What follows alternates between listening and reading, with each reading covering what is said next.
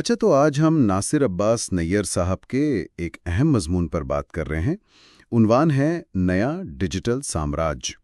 یہ ڈان اخبار میں شائع ہوا تھا اور یہ اصل میں ان کا 15ویں عالمی اردو کانفرنس کا کلیدی خطبہ تھا۔ جی بالکل۔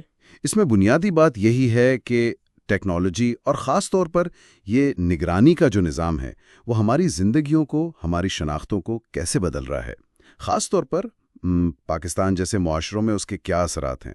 جی، اور یہ سمجھنا ضروری ہے کہ یہ صرف گیجٹس یا فونز کی بات نہیں ہے۔ اصل میں یہ طاقت کا سوال ہے، آزادی کا سوال ہے، اور یہ کہ اس نئے ڈیجیٹل دور میں ہم خود کو، اپنی پہچان کو کیسے دیکھتے ہیں۔ یہ ایک گہری تبدیلی ہے۔ مضمون کی شروعات بڑی دلچسپ ہے، ادیب کی خواہش سے کہ اسے اعزاز نہیں، سوال کرنے کی، بولنے کی آزادی چاہیے۔ شکیب جلالی کا شعر بھی دیا ہے انہوں نے، حق بات آ کے رک سی گئی تھی کبھی شکیب، چھالے پڑے ہوئے ہیں ابھی تک زباں پر۔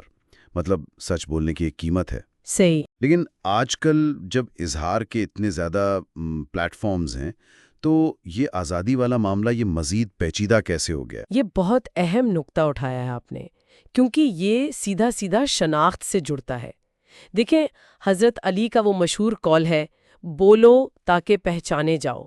یعنی ہمارا بولنا یا ہمارا خاموش رہنا یہ متعین کرتا ہے کہ ہم کون ہیں۔ بالکل۔ لیکن آج کے دور میں یہ شاید کچھ یوں بن گیا ہے کہ شیئر کرو تاکہ پہچانے جاؤ۔ تو وہ جو ادیب کی ایک آرزو ہے سچ بولنے کی، اور دوسری طرف ڈیجیٹل دنیا کا دباؤ ہے کہ دکھو، شیئر کرو، یہ ایک نئی قسم کی کشمکش ہے۔ بالکل۔ اور پھر وہ 9/11 کے بعد والی جو تبدیلی آئی، مستقل نگرانی کا احساس۔ ناصر صاحب نے وہ جو منکر نکیر والی تمثیل استعمال کی ہے، وہ تو واقعی چونکا دیتی ہے۔ جی، کہ جیسے سائبر دنیا کے فرشتے ہیں جو ہر وقت آپ سے سوال کر رہے ہیں۔ کیا اس مستقل نگرانی کے احساس نے ہمارے میں کے تصور کو ہی بدل دیا ہے؟ پہلے کہتے تھے میں سوچتا ہوں اس لیے میں ہوں، پھر شاید نوآبادیاتی دور میں بنا میں مزاحمت کرتا ہوں اس لیے میں ہوں، اور اب کیا یہ میں شیئر کرتا ہوں اس لیے میں ہوں؟ اور دیکھیں، یہیں سے ناصر صاحب وہ ڈیجیٹل استعمار کا تصور لاتے ہیں۔ اسے سمجھنا ضروری ہے کہ یہ پرانے والے جو کلاسیکی استعمار تھا اس سے مختلف کیسے ہے۔ اچھا۔ پرانا استعمار نظر آتا تھا، اس کی فوجیں تھیں، ادارے تھے، اس کے خلاف مزاحمت نسبتاً واضح تھی۔ لیکن یہ جو ڈیجیٹل استعمار ہے یہ غیر محسوس ہے، نظر نہیں آتا، اور اس کی خاص بات جو بہت خطرناک ہے وہ یہ کہ ہم اپنی مرضی سے خوشی خوشی اپنی ساری نجی معلومات ان سمارٹ ٹیکنالوجیز کے حوالے کر دیتے ہیں۔ خودی۔ جی، خودی۔ اور یہ ٹیکنالوجی ہمارے بارے میں ہم سے زیادہ جاننے لگتی ہے، گویا ہم خود اپنے خلاف اپنا فرد جرم تیار کرنے میں مدد دے رہے ہیں۔ یہ جو اپنی ذاتی زندگی کو اس طرح ڈیجیٹائز کر دینا، یہ شاید جیسے ناصر صاحب نے اشارہ کیا، سارتر کے نو ایگزٹ والے جہنم کی طرح ہی ایک نیا جہنم ہے۔ یہ تو بڑی تشویشناک بات ہے کہ ہم خود ہی اپنی زنجیریں بنا رہے ہیں اور انہیں مضبوط بھی کر رہے ہیں، اور پاکستان کے لیے تو یہ صورتحال شاید اور بھی گمبھیر ہے۔ بالکل۔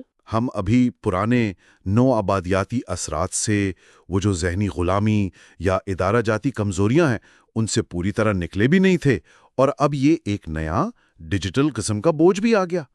منیر نیازی یاد آ جاتے ہیں، ایک اور دریا کا سامنا تھا منیر مجھ کو۔ صحیح۔ تو یہ جو دوہرا بوجھ ہے یہ مسائل کو کیسے بڑھا رہا ہے؟ یہ مسائل کو کئی گنا بڑھا دیتا ہے اصل میں۔ دیکھیں، ہم معاشرے میں کیا دیکھ رہے ہیں؟ پوسٹ ٹروتھ یعنی ماں بعد صداقت کی سیاست کا عروج۔ جی، وہ اصطلاح۔ جی، یعنی ایک ایسا ماحول جہاں ٹھوس حقائق، شواہد، ان کی اہمیت کم ہو جاتی ہے، اور ذاتی عقائد، جذبات یہ عوامی رائے پر حاوی ہو جاتے ہیں۔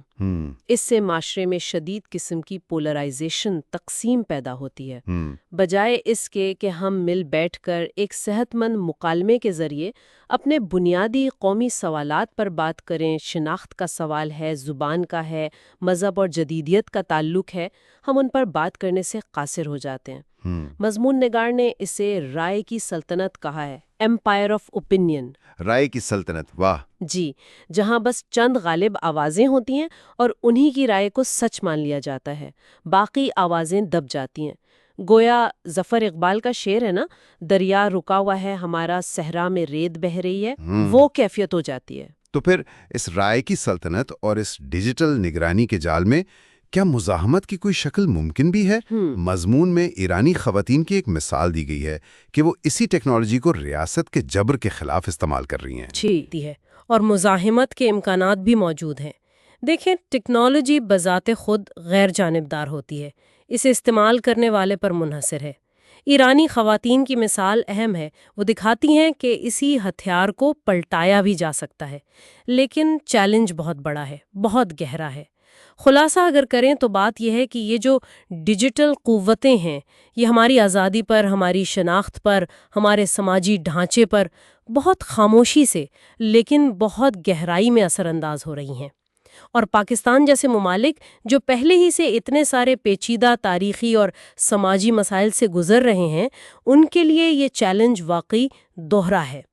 تو اس لطیف مگر بہت طاقتور قسم کے استعمار کو سمجھنا، اس پر غور کرنا، یہ آج کی ایک بہت اہم ضرورت ہے۔ متن سے ہی نکلتا ہے، اگرچہ ہم نے اس پر براہ راست بات نہیں کی شاید۔ مضمون میں ذکر ہے کہ یہ رائے کی دنیا بڑی نازک ہوتی ہے اور بڑی آسانی سے رائے کی سلطنت میں بدل سکتی ہے۔